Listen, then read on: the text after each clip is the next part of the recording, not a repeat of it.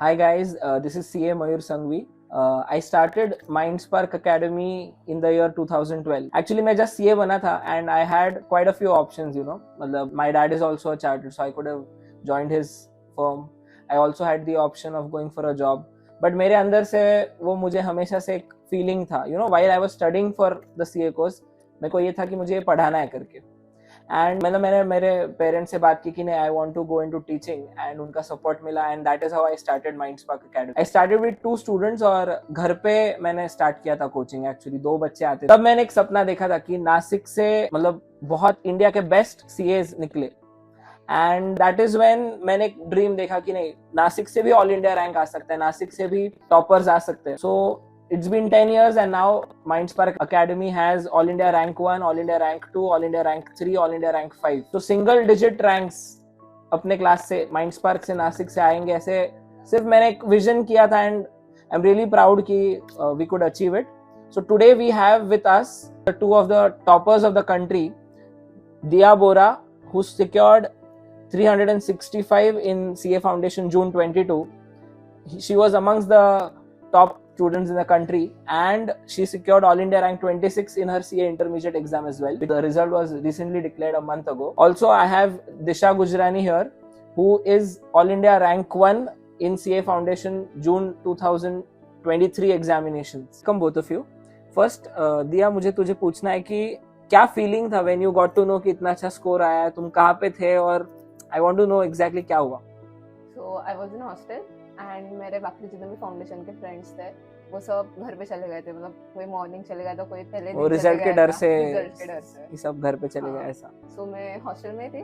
सो inter का start हो गया था क्या अपने लेक्चर्स तभी या बाकी था अभी? नहीं, स्टार्ट हो चुका था इसीलिए यू वर इन हॉस्टल. हां, मैं हॉस्टल थी. इंटर स्टार्ट हो चुका था इसलिए रिजल्ट का कब से वेट कर रही थी. आईसीआई का पता है टाइम कुछ देता और रिजल्ट का बात करेक्ट. तो फिर तुझे पता चला कि लग गया यार, तू ऐसे रिफ्रेश कर रही थी और लग गया अचानक? मैं फिर बोर हो चुकी थी. फिर मैंने लेक्चर्स देख रहे थे मैं इंटर के. अच्छा, इंटर के चालू कर दिए? स्टार्ट कर दिए थे. रिकॉर्डेड लेक्चर देख रहे थे एंड व्हाट्सएप पे तब मैसेज आया किसका तो भी कि results are out. And then जब मैं खुद का मतलब रोल नंबर वगैरह एंटर कर रही तब मैं पूरा शिवर कर रही थी. अच्छा. एंड देन जब रिजल्ट देखा तब 365 स्कोर देखा तब वो इतना फील नहीं हुआ. बट 99 इन मैथ्स देखा तो फिर उस वजह से बहुत खुश थी. एंड सेकंड स्कोर जो मैंने देखा वो अकाउंट्स का था. अकाउंट्स में मेरा पेपर इतना अच्छा नहीं गया था और उसमें भी 92 थे.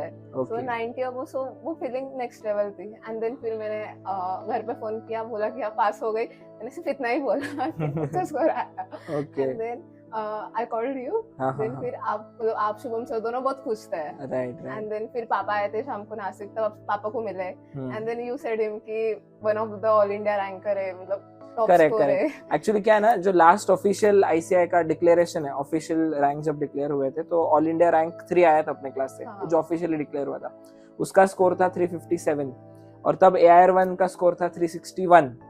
तो उससे 4 मार्क्स ज्यादा थे. तो we could you are amongst the topper, ये समझ में आया था. तो जब मैंने फिर पापा को बोला तो आई थिंक उनको भी ऐसे वो शॉक में था एक्चुअली. उनको कभी एक्सपेक्टेड नहीं था या कि पूरे इंडिया में टॉपर्स में रहोगे उतना. तो लेकिन ऑल इंडिया में मतलब टॉपर्स में हो गए. एंड देन वो मैंने बोला, आपने बोला तो वो पापा को और ज्यादा अच्छा लगा. राइट. तो फिर फैमिली तो बहुत खुश थी. एंड देन घर पे जाने के बाद मतलब ऐसे जिनसे कभी बात नहीं की उनके भी फोन्स. करेक्ट. इतने कॉल्स अटेंड किए होंगे. हाँ, मतलब दूर के मामा मामी चाची कौन है जिनको देखा भी नहीं है उन्होंने भी कॉल्स किए. राइट. एंड देन फिर मैं जिस स्कूल में थी तो फिर उनके भी स्कूल के भी मतलब टीचर्स के वगैरह फोन, देन स्कूल से भी इनविटेशन आया था. तेरा एक्सपीरियंस क्या था when you saw the result और वो उसके बाद वाले जो 1-2 दिन वो शेयर करो. मतलब जब रिजल्ट लगा तो I was expecting a score above 368 देख के आई वाज हैप्पी कि एक्सपेक्टेशन से तो ज्यादा ही आ रहे हैं. पर मतलब इतना कुछ मतलब अच्छे थे मार्क्स, पर ऐसे पता नहीं था तब तक कि हाईएस्ट है कंट्री में. और पेरेंट्स को भी बहुत खुश थे वो लोग, पर ऐसे नहीं कि बहुत ज्यादा अच्छा स्कोर आया, ऐसा किसी को कोई फीलिंग नहीं था. पर 2 दिन बाद जब सारे newspapers were filled with the article that a Nashik girl is scored the highest marks in the country, फिर जितने कॉल्स आने लग गए मतलब पॉलिटिशियंस के भी नासिक रीजन के, तो फिर वो बहुत ज्यादा ओवरवेलमिंग था. मतलब my parents are on cloud 9. तो बहुत ज्यादा सेलिब्रिटी फीलिंग आ रहा था पूरा. अभी भी 2 दिन से सिंक इन होने को टाइम लगा. मतलब पहले 2 दिन काफी कैजुअली लिया था बाद में रियलाइज हुआ अच्छा बहुत अच्छा स्कोर है। Correct and given that Nashik में इतना ये स्कोर आज तक किसी ने नहीं लिया राइट। तो इसीलिए सो एक्चुअली जिसका रिकॉर्ड तुमने तोड़ा है, she is sitting next to you. मतलब उससे पहले भी अपने क्लास से 357 आया था, वो भी रिकॉर्ड था, फिर इसने रिकॉर्ड तोड़ा। Now you set a new bar to the you know अभी जो स्टूडेंट्स है एकेडमी में, so it really feels proud. तुम्हारा माइंडस्पार्क एकेडमी में क्या एक्सपीरियंस था in so many years? Just थोड़ा सा आप शॉर्ट में या आपका एक्सपीरियंस शेयर करो। सो माइंडस्पार्क में 11th से थी, तो फिर उसका सबसे मेजर बेनिफिट ये था कि 11th से कॉन्सेप्ट्स एकदम क्लियर थे, बिकॉज 10th तक ऐसे कॉमर्स के कोई सब्जेक्ट्स नहीं होते 10th में, तो फिर जो भी बेस आपका स्ट्रांग होता है वो 11th 12th में होता है। एंड अगर आपका 11th 12th के बेसिक्स स्ट्रांग है, then फिर it is much easier to score well in foundation and inter exams, मतलब CA exams में। करेक्ट because CA exams के पेपर ऐसे कुछ बेस्ड नहीं होते कि टेक्स्ट बुक से क्वेश्चन उठाए वैसे क्वेश्चन आ गए, they are all based on your conceptual clarity। तो फिर और बाकी तो मतलब मैं पहले ऐसी थी कि इतना पढ़ना वगैरह ये कभी मतलब सोचा भी नहीं था, एंड मतलब स्कूल में हमेशा टॉप किया है, बट ये ऐसे कभी नहीं था कि इंडिया में कभी टॉप करूंगी, या फिर मतलब इतने बड़े ड्रीम्स कभी नहीं थे। बट वो क्लासेस में देन फिर आपका कंटिन्यूअस बोलना रहता था कि दिया पढ़ ले। हाँ, तो वो एक बिलीफ आया मेनली कि हो सकता है और करना है, अपने को बेस्ट देना है करके। हाँ, वो करना है, वो आपके वजह से मतलब आपने बहुत ज्यादा मोटिवेट किया। तो लाइक कि सर इतना बोल रहे तो फिर दिया पढ़ ले। अच्छा, वो ऐसे होता था। अच्छा। बस जब कोई आपको बोल रहा है कि दिया कर मतलब एक्सटर्नल मोटिवेशन भी लगता है, इंटरनल होना ही चाहिए, but you need someone external to motivate. Constant थोड़ा सा कोई बोल रहा है तो फर्क पड़ता है, एंड कोई आप पे इतना ट्रस्ट करता है, आपको बिलीव करता है, देन यू फील कि हाँ यार कर सकते हैं, सिर्फ थोड़े एफर्ट्स लेने। एक काइंड ऑफ रिस्पांसिबिलिटी भी आ जाती है कि सामने वाले का ट्रस्ट रखना मतलब मेरा है। तो ऐसे था कि 11th 12th मैंने ऑनलाइन ही किया था, मैं दिसंबर में आई थी। राइट, वो कोविड टाइम्स की हाँ। वजह से पहले का कुछ टाइम आई थिंक पूरा ऑनलाइन था। पूरा ऑनलाइन था, एंड देन जून में एग्जाम्स थे। हाँ। देन फिर वो उतने पीरियड में मतलब मेरी जो मेजर पढ़ाई हुई है वो जैन से लेके जून तक हुई थी। करेक्ट। आई रिमेम्बर 12th में बीच में एक महीना नहीं थी। Correct, you are not there, and फिर आके फिर मैंने तभी भी बहुत बोला था इतना बैकलॉग है, अभी कवर करना है। मैंने पापा को फोन भी किया था, तो एक महीने हो गया मतलब मैं एक्चुअली उद्यान में थी, सो फिर पापा बोले थे फिर ये सब बंद कर, और मैं कि नहीं यार मेरे को करना है। करेक्ट। देन फिर वो एक महीना का थोड़ा बैकलॉग था, वो बाद में कवर अप हो गया था। मतलब जो पढ़ाई हुई वो मेरी यहाँ पे मतलब नासिक आने के बाद जो जैन से लेके एग्जाम्स तक पढ़े की वही। और 12th में भी इनफैक्ट बीवाई के कॉलेज में फर्स्ट रैंक आया, वो भी मतलब एक्सपेक्टेड नहीं था। वो भी मतलब वो तो मैं बोल रही हूँ लक से हो गया। हाँ, एक्चुअली 12th पे इतना फोकस नहीं किया था, मतलब वो तो फोकस था ही नहीं, मतलब वही कि 12th के 1-2 मंथ्स पहले पढ़ा था, मतलब जितना पढ़ा था उतना नहीं। मेन रीजन क्लासेस में कंटिन्यूअसली थे ना स्टार्टिंग से। क्लासेस में मैंने मतलब लेक्चर्स टेस्ट जो है वो मैथ्स के, तो मैंने मतलब मैथ्स के कोई टेस्ट बंक नहीं किए। अच्छा। Maths and accounts favourite subject थे, तो फिर वो ऐसे था कि वो देने हैं। Correct. And that is why maths में 99 मार्क्स भी आए हैं, मतलब बहुत अच्छा स्कोर है। और फाउंडेशन में मैथ्स में 99 लाना इट्स अ बिग। घर पे थी तब थोड़ा होता है कुछ टेस्ट दिए कुछ नहीं दिए, पर नासिक आने के बाद फिर मुझे याद है मेरे फाउंडेशन में 4 मार्क्स हुए थे। करेक्ट। और चारों मतलब सब सब्जेक्ट के फुल लेंथ देते हैं, and then personal paper discuss करना एंड ऑल सब सर टीचर्स के साथ। देन फिर उससे आपको समझ में आता है कि आप कहाँ पे इम्प्रूव कर सकते हो। करेक्ट। या what about you Disha? Actually, she covered almost what I had to say, but I'd like to add that कि मुझे पढ़ाई करना इतना पसंद नहीं था frankly, पर क्योंकि सब फैकल्टीज बोलते कि हो जाएगा कर ले, इसलिए मैं पढ़ती थी। मुझे अंदर से कभी नहीं लगता था, एंड में थोड़ा मैंने खुद से किया, बाकी थ्रू आउट द ईयर मैंने इसलिए किया था क्योंकि सब लोग बोलते थे करना है, और फिर यहाँ के दोस्त भी बहुत अच्छे बने, तो हम लोग सब साथ में पढ़ते थे, एक दूसरे के बहाने पढ़ते थे। आई रिमेम्बर बहुत सारे बच्चे से तुम बैठ के डाउट सॉल्व कर, आज तुम मुझे हमेशा बोलती थी आज इसको ये पढ़ाना है, आज उसको उसके ये डाउट्स है। वो मैंने ऑब्जर्व किया था। एक बहुत अच्छी चीज जो ऑब्जर्व की, एकदम हेल्दी कंपटीशन था, मतलब सब लोग इतना अच्छा स्कोर करे, बट किसी का ऐसे नहीं था कि मैंने इसको पढ़ा दिया तो इसके ज्यादा मार्क्स आ जाएंगे, या सब लोग एक दूसरे को आगे पुश करने वाला ग्रुप है जो मैंने ऑब्जर्व किया, if I am not wrong. Exactly, तो वही कि एनवायरनमेंट भी बहुत अच्छा था। सब बोलते हैं ना जैसे आप जिनके साथ आप रहते हो वैसे आप बन जाते हो। राइट। तो सबका एक अच्छी क्वालिटी लेके भी बहुत इम्प्रूवमेंट पर्सनली एकेडमिकली, इसीलिए। और फिर वही कॉन्सेप्चुअल क्लैरिटी, जिसके कारण, क्योंकि मैं इतना पढ़ती नहीं थी, तो कॉन्सेप्ट क्लियर होने के कारण अच्छे से सोचते आया। लोग एक्चुअली बिलीव नहीं करेंगे कि तू पढ़ती नहीं थी, बट अभी it is what it is. हाँ, राइट। इसीलिए तो फिर वही कॉन्सेप्चुअल क्लैरिटी के कारण आई कुड स्कोर वेल। मतलब वही कॉन्सेप्चुअल क्लैरिटी हो तो कम पढ़ाई में you can score good marks, come time में ज्यादा पढ़ाई कवर हो जाती है। Technique is what matters. मैंने थ्रू आउट द ईयर इतना नहीं पढ़ा था, सिर्फ टेस्ट टू टेस्ट पढ़ाई की थी, और एंड में मॉक्स के वक्त की कहाँ वीक है ये समझ वगैरह के वैसे पढ़ाई। मैं भी हमेशा स्टूडेंट उनसे यही बात करता हूँ कि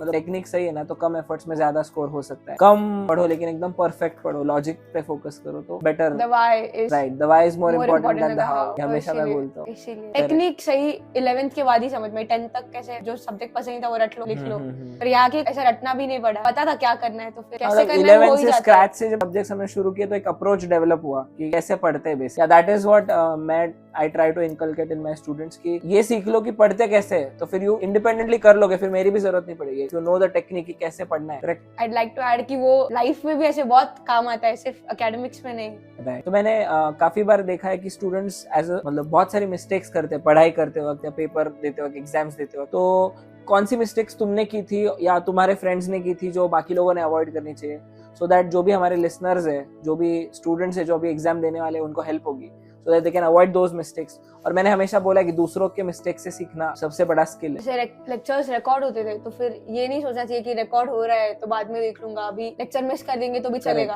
तो वो बैकलॉग बढ़ जाता है ना, फिर जो हो रहा है प्रेजेंट चल रहा है वो भी लोड, पहले का भी लोड, तो वो मैनेज करना डिफिकल्ट हो जाता है। तो ये recording actually it is a blessing in disguise. ऐसे लगता है कि ब्लेसिंग है कि हाँ मिस हो गया तो देख लेंगे, बट वो एक्चुअली है नहीं, क्योंकि बैकलॉग बढ़ जाता है। राइट। और फिर वो बहुत प्रेशर भी आ जाता है कि अब ये करूँ या वो करूँ, ऐसा होता है। और टेस्ट भी, क्योंकि हमारे चैप्टर वाइज टेस्ट होते थे टाइमली, तो वो एक भी मिस कर दिया तो फिर फाइनल के वक्त फिर वो चैप्टर्स में ज्यादा टाइम। करेक्ट। वो फिर वो बैक ऑफ द माइंड हमेशा रहता है कि ये वाली टेस्ट मैंने नहीं दी है तो ये शायद मेरे को नहीं आता है। फिर वो एंड तक उस चीज का डर रहता है। राइट। फिर एंड में वो छूट ही जाता है, फिर एक बार छूट गया इसलिए। करेक्ट। तो फिर टेस्ट रेगुलरली जो हो रहे हैं वो अटेम्प्ट करना। बहुत सारे स्टूडेंट्स एक्चुअली टेस्ट से डरते हैं, नहीं कम मार्क्स आएंगे इसलिए देते ही नहीं है। इसके लिए कुछ तो बोलो specially students. But test is for self evaluation की मेरा क्या गलत हो रहा है ये देखने के लिए वो test, those marks don't count. Correct. वो काउंट कहीं पे हो नहीं रहे। मैं भी हमेशा वही बोलता हूँ, it is for your self evaluation.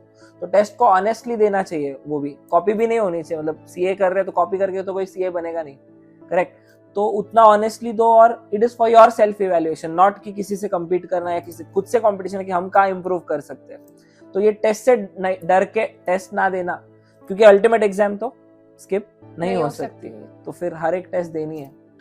Honestly timely test देना, बैकलॉग नहीं रखना है, और बॉडी क्लॉक एक फॉलो करनी। जो मैंने मिस्टेक की कि मेरा एंड तक स्लीपिंग शेड्यूल कुछ फिक्स नहीं था, तो एक टाइम नक्की कर लो कि अगर रात से अच्छे से पढ़ाई हो रही है रात में तो फिर उस हिसाब से टाइम करो सब कुछ। और मोस्टली आई सजेस्ट कि सुबह पढ़ना चाहिए, क्योंकि दिन के थके हुए होते हैं तो फिर एक बार द बॉडी गेट्स रेस्ट तो उसके बाद सुबह फ्रेश जितनी पढ़ाई होती है उतनी रात को आई वुड सजेस्ट नहीं होती। करेक्ट। और दूसरी चीज कि पेपर डिस्कस नहीं करना चाहिए, क्योंकि मेरे फ्रेंड्स ने ये गलती की थी कि उन्होंने पेपर से निकलते हुए डिस्कस किया कि अरे ये गलत हो गया, तो फिर नेक्स्ट पेपर पे उसका इम्पैक्ट आई थिंक दिया तूने भी ऐसी मिस्टेक की थी, राइट? तो आई थिंक तूने जो बोला वो सेम मिस्टेक दिया ने की थी फाउंडेशन अकाउंट्स के टाइम पे। एक्चुअली मेरा फाउंडेशन अकाउंट्स का पेपर मतलब थोड़ा ठीक गया था, मेरा एनपीओ भी टैली नहीं हुआ था, एंड देन मैं थोड़ी स्ट्रेस थी, एंड देन फिर मैं आई, एंड देन आपको कॉल आ गया था कि दिया पेपर कैसे गया। फर्स्ट पेपर था, और फर्स्ट पेपर से मतलब एक्सपेक्टेशंस भी बहुत होते हैं। अकाउंट्स का पेपर है, अकाउंट्स का पेपर था, फेवरेट सब्जेक्ट था, तो फिर उसमें वो पेपर खराब होने की वजह से फिर वो थोड़ा तो पहले मूड ऑफ था। मतलब उस पेपर के बारे में एक्चुअली सोचना नहीं चाहिए, बट वो बैक ऑफ द माइंड वही चल रहा था कि यार फर्स्ट पेपर था, यहाँ पे मैं सब कर दिया, अभी आगे कैसे होगा। एंड देन उसके बाद मतलब मैं यूजुअली अवॉइड करती हूँ पेपर डिस्कस करना या फिर फ्रेंड से बात करना, बट उस दिन मेरे एक फ्रेंड का कॉल आया और तब उसमें बात में पता चला कि यार मेरी थ्योरी भी गलत हो चुकी है, कुछ और मिस्टेक हुई। हाँ, और भी मिस्टेक्स हो चुके हैं, तो फिर वो बहुत ही माइंड में चल रहा था। लेकिन और वो फिर ऐसे लगता है कि साल भर से मेहनत की और ऐसी मिस्टेक कर दी मैंने, तो फिर वो एक्चुअली मिस्टेक अपने को तब बहुत बड़ी लगती है, बट एट द एंड कुछ नहीं, वो मैनेज हो सकता है, ओवरऑल स्कोर कवर हो सकता है। मेरा ओवरऑल स्कोर 92 था, मैं एक्सपेक्ट नहीं किया था, क्योंकि मिस्टेक्स होने के बाद वो ऐसा लग रहा था कि करेक्ट। हाँ, मुझे याद है मतलब। तो ये चीज बहुत इंपॉर्टेंट है, मैं हमेशा स्टूडेंट को लोग पेपर घर पे लेकर ही मत आओ, क्वेश्चन पेपर। उसके बाद मैंने आपको फोन किया था, and then you are like कि दिया तू टेंशन मत ले, तेरे को 90 अब आ जाएगी। मुझे अभी भी याद है आपने तब मुझे ऐसे बोला था, and then you are like कि अभी नेक्स्ट पेपर पे फोकस कर, नेक्स्ट पेपर भी मत खराब कर, इतना मत सोच। और क्या मिस्टेक्स स्टूडेंट्स जनरली करते हैं? प्रायोरिटाइज करना चाहिए सब्जेक्ट्स को। मतलब ऐसे होता है कि कुछ सब्जेक्ट्स अपन को बहुत पसंद होते हैं ना, सिर्फ वही पढ़ रहा है, तो फिर इससे क्या होता है कि बाकी के सब्जेक्ट्स में स्कोर कम आता है। करेक्ट। अब मुझे याद है मेरे पास एंड में मतलब थोड़ा लिमिटेड टाइम था, और मेरा इको बीसीके भी बचा था एंड लॉ भी बचा था, बट ऐसे था कि इको बीसीके में कितना भी पढ़ लेती, मतलब और एक्स्ट्रा भी पढ़ लेती, एफर्ट्स डालती, तो फिर उसमें मेरे 3-4 मार्क्स एक्स्ट्रा हो जाते, मतलब बढ़ जाते। बट लॉ कंपैरेटिव मतलब मॉक्स दिए थे, तो फिर उसमें मेरे को समझ में आ गया था कि यार लॉ वीक है अपना। मतलब मुझे फाइनल में मतलब 81 मार्क्स है लॉ में, बट मेरे मार्क्स में नहीं आ रहे थे इतने। मेरा हाईएस्ट कुछ 72 या 75 था। तो फिर तब समझ में आ गया था कि लॉ में और एफर्ट्स लेने की जरूरत। तो फिर एंड में मैंने लॉ को प्रायोरिटाइज किया था इकोबीसीके के। तो स्टूडेंट्स को वो नहीं समझ में आता है कि मतलब जिस सब्जेक्ट का डर लगता है उसको प्रोकास्टिनेट करते हैं कि इसको बाद में करेंगे, बाद में करेंगे, और बाद में कभी आता ही नहीं टाइम। सो उल्टा जिस सब्जेक्ट का डर लगे वो पहले पढ़ो, मतलब उसको पहले खत्म करो। फिर उस सब्जेक्ट में भी कॉन्फिडेंस आ जाता है, ओवरऑल स्कोर बहुत इंप्रूव होता है। करेक्ट। अभी नेक्स्ट सब्जेक्ट वाइज स्ट्रेटेजी। सो दिशा, अकाउंट्स के लिए व्हाट वाज योर स्ट्रेटेजी और कैसे पढ़ना चाहिए, क्या अप्रोच होना चाहिए?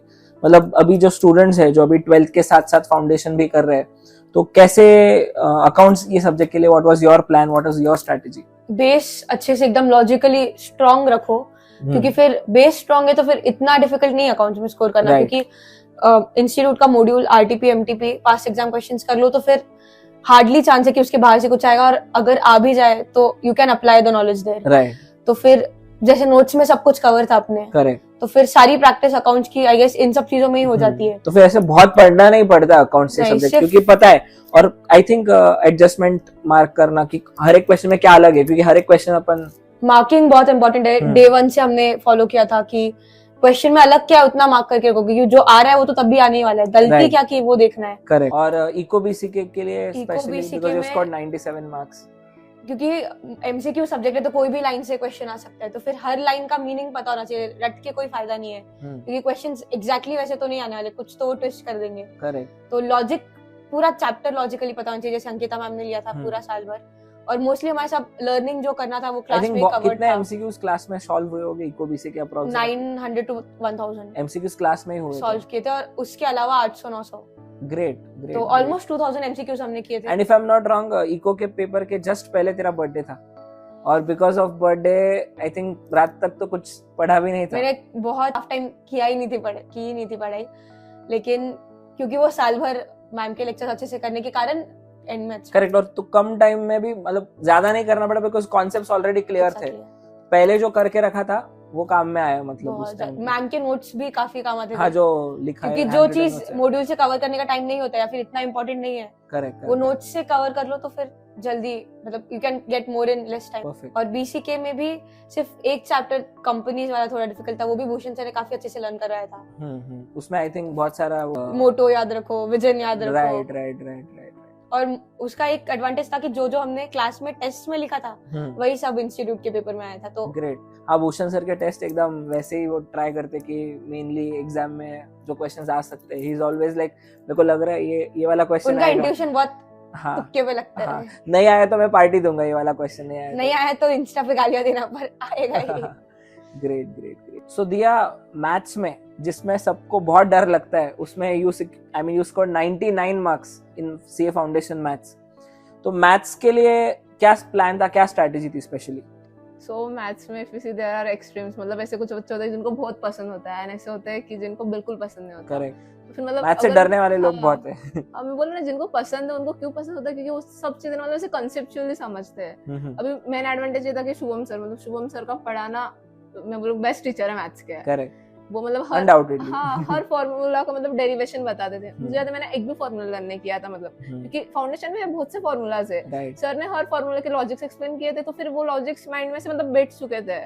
एंड सर ऊपर से एक मतलब मेन चीज है कि सर फॉर्मूला बुक बनाते हैं। सो मतलब वो फॉर्मूला बुक हैंड रिटन पूरा लिख के रहता है, और आई थिंक सिर्फ फॉर्मूला बुक किया तो भी सर बोलते हैं उसमें भी बच्चा पास हो सकता है, आराम से पास हो सकता है, क्योंकि उसमें सब कॉन्सेप्ट्स लिखी होती है। एंड उसके मतलब मुझे आदत थी, मतलब सर डेरिवेशंस दिखाते थे तो फिर मैं फॉर्मूला बुक में डेरिवेशंस भी लिख लेती थी। तो जब मैं रिवाइज कर रही हूँ तो फिर मुझे पता है कि मतलब कहाँ से क्या फॉर्मूला आया है, तो फिर वो कभी ऐसे इशू नहीं रहा। एंड मैथ्स में से पोर्शन बहुत ज्यादा है, एंड 1.5 डे मैनेज करना वो इम्पोर्टेंट है। तो फिर जो आईसीआई की मॉडल, मतलब जब आप पढ़ रहे हो तब इम्पोर्टेंट है कि आप जो अननेसेसरी क्वेश्चंस है, जो रिपीटेटिव क्वेश्चंस लग रहे हैं, या फिर आई थिंक मैथ्स का पोर्शन सबसे ज्यादा है compare to all other subjects. और मेरे ख्याल से जब मैंने काउंट किया, शुभम सर के अराउंड 200 से ज्यादा 250 के अराउंड लेक्चर्स है सिर्फ, जो 11 से तुम्हारे सिर्फ फाउंडेशन के लेक्चर्स बोल रहा हूँ मैथ्स के, इतना डिटेल लिया है। सिलेबस भी बहुत ज्यादा है और इतना प्रैक्टिस। आई थिंक सर बहुत सारे एक्स्ट्रा क्वेश्चंस भी लेते हैं जो बुक्स में नहीं थे, तुमको चैलेंज करने के लिए कि तुम सोचो। पीएनसी में तो बहुत लिए थे। फिर यानी पोर्शन को रिड्यूस करना बहुत इंपॉर्टेंट, मतलब सर फर्स्ट डे से बोलते थे जो क्वेश्चन अननेसेसरी लग रहे, जो क्वेश्चन ऐसे लग रहे कि तुमको आ जाएंगे फर्स्ट गो में आ रहे तो कट करो। मतलब मुझे याद है मेरा पोर्शन अराउंड 20% पे रिड्यूस हो चुका था पेपर के बाद बैच का। हाँ, और 1.5 डे में अगर आप पूरा पोर्शन रिवाइज करो ना देन ही फिर वो कॉन्फिडेंस होता है। बराबर। तो बहुत से बच्चों का वही रिवाइज नहीं हो पाता है, अगर पेपर के पहले कॉन्फिडेंस नहीं है तो फिर मतलब जो आता होता है उसमें भी आप मिस्टेक्स कर देते हो। ये मिस्ट्री रहेगी कि वो एक मार्क कहाँ गया। Anyways, and law में भी you scored really well, 81 marks है। तो लॉ भी एक्चुअली काफी स्टूडेंट्स है कि लॉ याद नहीं रहता, ऐसे बोलते कि लॉ कैसे लिखना है, राइटिंग नहीं समझता, समझा सब कुछ है बट लिखना कैसे, मतलब लॉ का ऐसे था कि भूषण सर तो बहुत अच्छे से पढ़ाते थे, मतलब practical examples and all. But हाँ ये लॉ में होता है कि आपको कितना भी समझा आपको प्रेजेंट करते आना चाहिए, वो इम्पोर्टेंट है। मतलब सेक्शंस वगैरह याद रखना, मुझे मतलब मुझसे भी सेक्शंस मुझे भी वही सब्जेक्ट से डर लगता था लॉ से। और सेक्शंस तो कभी याद होते नहीं थे, आप तो मुझे हमेशा बोल देते दिया सेक्शंस लर्न कर एंड में मैंने कुछ इंपॉर्टेंट सेक्शंस लर्न किए थे और ऑलमोस्ट पेपर उसमें से आए थे। पर लॉ में मल्टीपल रीडिंग्स इंपॉर्टेंट है। करेक्ट, मतलब जितने बार आप पोर्शन रीड करो एंड देन मैं रीडिंग के वक्त मेरी आदत, मतलब फर्स्ट रीडिंग में ना मैं रेड पेन यूज करती थी। रेड पेन से जो कीवर्ड्स है उनको मैं अंडरलाइन करके रखती थी एंड देन फिर से सेकंड टाइम रिवाइज कर रही हूँ तो फिर हाइलाइटर यूज कर रही हूँ या फिर बॉक्स कर दे रही हूँ कीवर्ड्स को। मैं भी ऐसे करता था एक्चुअली, पहले फर्स्ट रीडिंग में पेंसिल, सेकंड में रेड पेन, थर्ड में हाइलाइटर ऐसे। हाँ, देन उससे मतलब वो चीजें जो वर्ड्स मार्क होते हैं ना देन फिर वो याद रहते हैं। हाँ, और बहुत लोग है ना ऐसा करते हैं कि एक ही बार पढ़ेंगे लेकिन बहुत अच्छा पढ़ेंगे। मैं इसमें बिलीव नहीं करती। मैं भी नहीं रिपीटेडली मतलब एक बार पढ़ने के बाद सब समझ में आता है, लेकिन अगर आप उसे थोड़े दिन के बाद फिर से अगर रीड करो तो फिर वो ब्रशअप हो जाता है। करेक्ट। सो रादर देन एक ही बार अच्छे से पढ़ना है, बार बार पढ़ना ज्यादा जरूरी है। तो अच्छे से बट बार बार पढ़ना ही पड़े, मतलब ऐसे नहीं कि हाँ एक ही बार में एकदम वर्ड टू वर्ड लर्न करने का ट्राई। मैंने कभी लर्न करने का ट्राई नहीं किया क्योंकि मुझे पता था होने वाला नहीं है, मतलब इतना पूरा पोर्शन लर्न करना पॉसिबल नहीं है। अग्रीड। सो फिर मल्टीपल टाइम्स रीड करो ताकि आप एटलीस्ट 70-80% सेम प्रोड्यूस कर सको एग्जाम में। करेक्ट। जितनी बार होगा उतना वो लैंग्वेज ऑटोमेटिकली आएगा। और मैंने एंड में रीडिंग्स ज्यादा की क्योंकि जितना पेपर्स के पास पढ़ा हुआ है तो फिर वो ज्यादा याद है। और वो तू बता रही थी कि जस्ट एग्जाम के पहले कैसे वो 1.5 डे में या पेपर के सुबह कैसे था? हाँ, तो फिर मेरा मतलब पेपर के पहले दिन रात तक पूरा पोर्शन रिवाइज हो चुका था क्योंकि इतने बार रिवाइज किया था तो फिर मुझे पता था कि मेरे को क्या और अपन ने वो स्ट्रैटेजी भी बनाई थी कि 2 बार हो जाना चाहिए, मतलब एक बार सोने से पहले और एक बार सुबह उठ के वापस। तो फिर सुबह उठ के मैंने मतलब जो इंपॉर्टेंट सेक्शंस थे उतने रिवाइज किया and then I was like कि टाइम है मेरे पास तो फिर सर के जो मॉक्स है वो एक बार देख लूं। करेक्ट। फिर मैंने मतलब मेरे 4 मॉक्स हुए थे, मैंने बोला था तो सब मॉक्स के मतलब सॉल्यूशन शीट्स वगैरह अवेलेबल थे मेरे पास थे फोन में ही थे, तो मैंने वो सब देख लिए थे और पेपर में अराउंड 30 to 40% सर के जो मॉक्स थे सेम क्वेश्चंस है। I was so confident while writing the answers. तो वो confidence वो सुबह जस्ट पढ़ा हुआ है तो कॉन्फिडेंस अलग ही रहता है। अरे ये तो अभी जस्ट पढ़ा हुआ है और पता होता है कि अब मैं राइट लिख रही हूँ, अब सबको ऐसा था कि हाँ यार एटलीस्ट पासिंग तो निकल गया। Correct. So how would you summarize and pick out some important factors जो इस जर्नी को, इस रैंक को जिन फैक्टर्स ने कंट्रीब्यूट किया है मेजरली? मुझे ऐसा फील होता है कि most important is communication with faculties. Correct. मतलब आप उनको मतलब अपने डाउट्स भी पूछो, सारे डाउट्स क्लियर करा के लो, पर्सनली क्लियर करा के लो एंड बाकी का आपको स्टडी को कैसे प्लान करना है। कैसे कि हम सिर्फ एक ही बार एग्जाम देते हैं इंटर की वगैरह मतलब लेकिन आपको मतलब इतने सारे आप 10 साल से पढ़ा रहे हो तो फिर 20 एग्जाम्स का एक्सपीरियंस हर साल में 2 बार 20 टाइम्स इंटरमीडिएट दिया है मैंने, ऐसे एक्चुअली लगता है हर एग्जाम मेरी एग्जाम है, मैं तो ऐसे ही कंसीडर करता हूँ। मतलब तो फिर वो इतने साल का एक्सपीरियंस होता है, कभी कभी मतलब हमें समझ में नहीं आता किस सब्जेक्ट को कितना टाइम दे एंड कैसे पढ़े। इतने सारे सब्जेक्ट्स होने की वजह से वो मैनेज करना डिफिकल्ट होता है। तो मतलब अपने मेरे सारे टेस्ट शेड्यूल्स भी आपने डिसाइड किया, मतलब इसके बाद ये टेस्ट है। हाँ, मुझे याद है कि मेरे को एक्चुअली मेरे को ऐसे लगता है कि प्लानिंग में बहुत टाइम वेस्ट न करते हुए सर को या फैकल्टी को पूछ लो कि कैसे प्लान करना है, क्या फिर अपना उतना टाइम सेव होता है और अपने को सिर्फ एक्शन पे ध्यान देना है। हाँ, मतलब सारे प्लान्स आपके बने होते सिर्फ उसको फॉलो करना है, राइट। उतना ही काम होता है। लेकिन ये कम्युनिकेशन बहुत इंपॉर्टेंट है। मतलब मैं यहाँ पे जब फिजिकल क्लासेस में थी तो तब तो ठीक था, तब आप मिलते थे, लेकिन जब घर पे थी प्रिपरेशंस के लिए लीव में तब भी फोन पे बात होती थी कैसे प्रिपेयर करूँ, क्या करूँ, किस सब्जेक्ट में कम मार्क्स आए तो फिर क्यों कम आ रहे, वो डिस्कशन। करेक्ट। वो एक्चुअली बहुत स्टूडेंट्स है ना कम्युनिकेट नहीं करते। मतलब मैं हमेशा बोलता हूँ क्लास में, लेकिन कुछ स्टूडेंट्स है कि एक बार क्लास खत्म हुआ ना डायरेक्टली रिजल्ट के दिन मिलते हैं, which is very wrong। तो वैसे था कि आप सिर्फ कॉस्टिंग और एफएम पढ़ाते, लेकिन मुझे याद है मैं आपको हर सब्जेक्ट के बारे में पूछती थी, मतलब डीटी के लिए कैसे पढूं, ये सब्जेक्ट मतलब हर सब्जेक्ट में गाइड किया है। करेक्ट। नहीं, ये बहुत जरूरी है। स्टूडेंट्स है ना, उनको एज अ स्टूडेंट बहुत सारी मिस्टेक्स होती है एक्चुअली कि कौन सा कितना टाइम किधर अलॉट करना है, क्या पहले पढ़ना चाहिए, मतलब ये हम लोग बिकॉज इतनी बार वो प्रोसेस से गो थ्रू कर चुके रहते हैं, तो हम लोग ज्यादा बेटर बता पाते, बट स्टूडेंट्स पूछेंगे नहीं तो हम बताएंगे कैसे।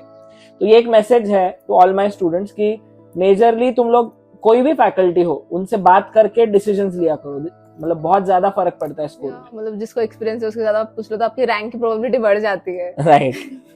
And Disha, what about you, मतलब तुझे क्या लगता है और कौन से फैक्टर्स इंपॉर्टेंट है? सुबह उठकर मेडिटेशन करना चाहिए, क्योंकि फिर प्रोबेबिलिटी है कि सिली मिस्टेक्स तो भी नहीं होंगे, क्योंकि उतना फोकस बढ़ता है और रोज करने से वो हैबिट बन जाता है, तो फिर एकेडमिकली पर्सनली हर जगह काम भी आता है।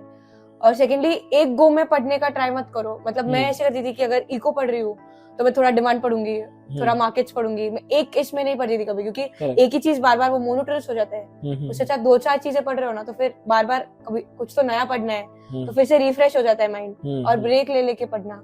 मतलब 10 मिनट किसी से बात कर ली, कभी फोन चला लिया, वैसे। मेडिटेशन के लिए मतलब क्या करते थे एग्जैक्टली? मेडिटेशन करना मतलब एग्जैक्टली क्या, मतलब क्योंकि हर एक का मेडिटेशन का करने का तरीका अलग है, तो व्हाट वाज योर? मतलब बीइंग अ जैन, मैं नवकार मंत्र गिनती थी, कभी लोगस या फिर कभी तीर्थंकर का नाम लेना, या फिर यू कैन ट्राई कि जो चीज बहुत पसंद है, जैसे किसी को क्रिकेट बहुत पसंद है तो तुम आंखें बंद करके बस उसी के बारे में सोचते रहो, तो even that is meditation, right? मतलब जब तक ऐसा ट्राई करना है कि वही चीज के बारे में सोचना है, जब तक कोई दूसरी चीज इंटरवीन ना करे। 100% focus basically. And I think दिया, तुझे भी वो आदत है ना, मंदिर या ऐसे कुछ तो चाहिए तुझे हमेशा कि वॉक हो या यू नो वॉक पे चले जाना, या शायद कहीं तो जाके एक पीस ऑफ माइंड, खुद के साथ थोड़ा टाइम स्पेंड करना, राइट? मतलब मुझे ऐसे खुद के साथ टाइम स्पेंड करना तो बहुत पसंद है, लेकिन अभी कभी कभी ऐसा होता था कि बहुत पढ़ लिया है ना, थोड़ा फ्रस्ट्रेटेड फील हो रहा है, राइट, अच्छा नहीं लग रहा है। सो मेरे एक्चुअली घर के 2 मिनट की डिस्टेंस पे, मतलब वॉकिंग डिस्टेंस पे मंदिर था। तो फिर जब ऐसे बहुत ऐसे लग रहा है कि अभी नहीं हो रहा है मुझसे, पढ़ाई नहीं होता है कभी कभी ऐसे, राइट, ऐसा टाइम हर एक स्टूडेंट में आता है कि बस अभी बस, कभी इतना पढ़ा नहीं होता है, एंड एक साथ में इतना पढ़ रहे, तो फिर I used to just go to temple and वहां पे 15-20 मिनट स्पेंड करती थी, एंड देन फिर से आते, तो फिर ऐसे फ्रेश हो जाती थी। तो आई थिंक ये फैक्टर भी कंट्रीब्यूट करता है कहीं ना कहीं अच्छे स्कोर में। फाउंडेशन में भी मुझे याद है, मतलब मैं डेली टेंपल जाती थी। ये चीज मेरे को शायद मैं स्टूडेंट होता, मुझे किसी ने बताया तो मेरा भी और बेटर हुआ होता, बट नहीं, पीस ऑफ माइंड मतलब वो बहुत इंपॉर्टेंट है। अगर इवन यही चीज है ना, प्रसन्न ने भी मेंशन किया था, प्रसन्न सुराना जिसका ऑल इंडिया रैंक 3 आया था, कि वो भी कुछ मेडिटेशन में ज्यादा बिलीव करता था, उससे फोकस और आई थिंक सिली मिस्टेक्स जो होती है उसमें बहुत ज्यादा हेल्प आउट करता है मेडिटेशन। ये फैक्टर मतलब मेरे फाउंडेशन में भी हो रहा था कि मेरे मॉक्स में बहुत से सिली मिस्टेक्स हो रहे थे, मतलब कहीं पे 0 एक्स्ट्रा दे देना एंड ऑल, तो बहुत नेक्स्ट लेवल सिली मिस्टेक थे होते हैं। तो फिर मेडिटेशन स्टार्ट किया था, उसके बाद मतलब मैंने एटलीस्ट जो फाइनल फील किया कि मिस्टेक्स कम हो रहे हैं, वहां पे मेरे एक भी सिली मिस्टेक नहीं हुई, मतलब फाउंडेशन। ये बहुत इंपॉर्टेंट पॉइंट है एक्चुअली, कि मेडिटेशन का इंपॉर्टेंस शायद मुझे भी नहीं पता था, इन दोनों से पता चला कि ये भी बहुत इंपॉर्टेंट फैक्टर है जो स्कोर में कंट्रीब्यूट करता है, ओवरऑल परफॉर्मेंस में काउंट होता है। आफ्टर फाउंडेशन एग्जाम्स एक्चुअली मेरे पास ऑप्शन था कि मैं पुणे जा सकती थी, मतलब मेरी जो एल्डर सिस्टर है वो पुणे में थी, उसका एजुकेशन चल रहा था, तो फिर मम्मी पापा को भी ऐसा था कि यार पुणे में जा, मतलब दीदी के साथ दोनों साथ में रहोगे तो फिर पढ़ाई भी अच्छी होगी, बट मेरा मतलब अलग ही ट्रस्ट था मयूर सर पे, और ऐसे था कि यहाँ पे रहोगी तो फिर हो जाएगा। अभी माइंड स्पार्क से भी तो रैंक्स आए थे, तो फिर अभी ऐसे फील होता है कि माइंड स्पार्क को चूज करना ये मेरी लाइफ का one of the best decisions था, जो मेमोरीज मेरी रही है यहाँ पे सब फैकल्टीज के साथ। And for me Mayur sir was just like Elder brother, उन्होंने मेरे को हर पॉइंट पे गाइड किया है, वो जो पर्सनल टच था and the time we spend together, ये मेमोरीज मेरे साथ हमेशा रहेगी, लाइफ टाइम के लिए है। I'd like to add कि मुझे पढ़ना इतना पसंद नहीं था, मुझे मस्ती बहुत ऐसे रहती थी, तो आई रिमेम्बर कैसे हम लोग टीचर्स के साथ हम लोग साथ में मूवीज देखते थे, कैंपिंग जाते थे, ट्रैक जाते थे, टूर्नामेंट्स भी होते थे क्लास के, तो फिर वो बोलते ना पढ़ते भी थे, मस्ती भी करते थे, मस्ती करते करते भी पढ़ते थे, तो पढ़ाई ज्यादा अच्छे से हो पाती थी।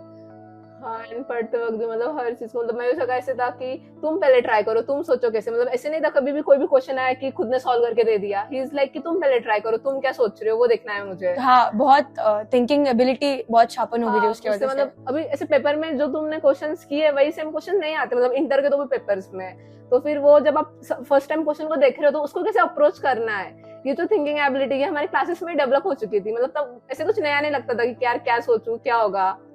वो एक कॉन्फिडेंस था कि हाँ कैसा भी क्वेश्चन आओ मेरे कंसेप्ट क्लियर है तो फिर मैं उसको अप्रोच कर सकती हूँ। और एग्जाम ओरिएंटेड ऐसे नहीं था कि रियल लाइफ में क्या होता है, वो भी बहुत बार भूषण सर सिखाते थे, शुभम सर भी बताते थे कौन सी कॉन्सेप्ट कहाँ लगा सकते हैं, जैसे डेरिवेटिव्स लगता है क्या फालतू है, क्यों पढ़ क्यों रहे, लेकिन क्या एक्चुअल में उसके एप्लीकेशंस है वो भी पता चलते थे। तो फिर सिर्फ एग्जाम ओरिएंटेड हमने नहीं पढ़ा था। एंड हाँ आई एम समवन कि जिसको हजारों डाउट्स आते हैं, मतलब ऐसे कि मेरे फालतू से फालतू डाउट्स सब फैकल्टीज ने सॉल्व किए। मतलब कुछ डाउट्स ऐसे भी होते थे कि मुझे भी पता है कि एग्जाम से कोई कनेक्शन नहीं है, बट ऐसे कभी मुझे मतलब Mayur sir, Shubham sir, Bhushan sir ने, हर फैकल्टी ने कभी मुझे ऐसे बोला नहीं कि यार क्या दिया, क्या फालतू के डाउट्स पूछ रही है, मतलब हर डाउट को सॉल्व किया। तो आई फील कि Mindspark is one of the best coaching class. Also मैंने कभी नहीं सोचा था कि ऑल इंडिया टॉप स्कोर आएगा, लेकिन Mindspark not only help me dream about it, but they also made me capable of achieving it. For that, I am forever grateful to all the faculties, all the staff members, all the friends that I made here. I am carrying bundles of memories that I made here, and I look forward to make many more. So thank you, Mindspark family. Thank you so much.